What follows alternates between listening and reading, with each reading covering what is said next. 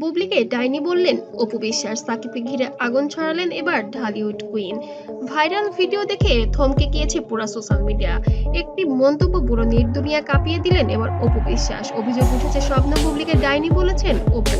সাকিব খানকে ঘিরেই নাকি এই বিস্ফোরণ। ভিডিও ভাইরাল হতে শুরু হয়েছে তুমুল আলোচনা। হ্যাঁ, এসব বকরি সকরি নিয়ে আমার সাথে কথাই বলেন না।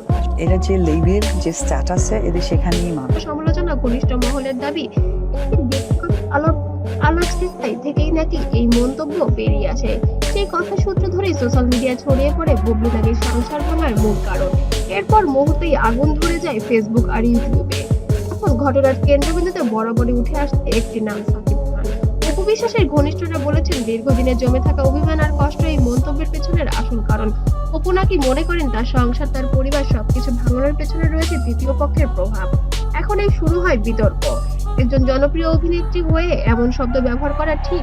অনেকে বলেছেন এটা খুবই অপমানজনক, এটা সীমা।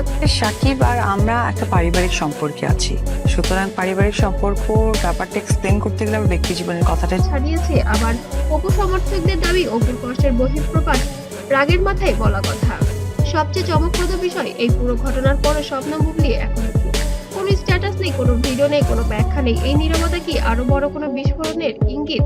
সবচেয়ে বড় প্রশ্ন এখন সাকিব খান কি অবস্থান নেবেন? তিনি কি বিষয়টি এড়িয়ে যাবেন, নাকি দুই নারীর এই সংঘাত নিয়ে মুখ খুলবেন? কারণ সাকিব মুখ খুললেই পুরো গল্প ঘুরে যেতে পারে অন্যদিকে। একটি শব্দ আর তাতেই তোলপাড়। অপু কি সত্যিই সীমা ছাড়িয়েছে, নাকি একটা দীর্ঘ কষ্টের বিস্ফোরণ? সাকিবের ভূমিকা কি পুরো ঘটনার? আপনার মতামত কমেন্টে লিখুন। আর ভিডিওটি ভালো লাগলে অবশ্যই লাইক দিবেন। আর এমন এক্সক্লুসিভ ভাইরাল আপডেট পেতে অবশ্যই আমার চ্যানেলটিকে সাবস্ক্রাইব করবেন।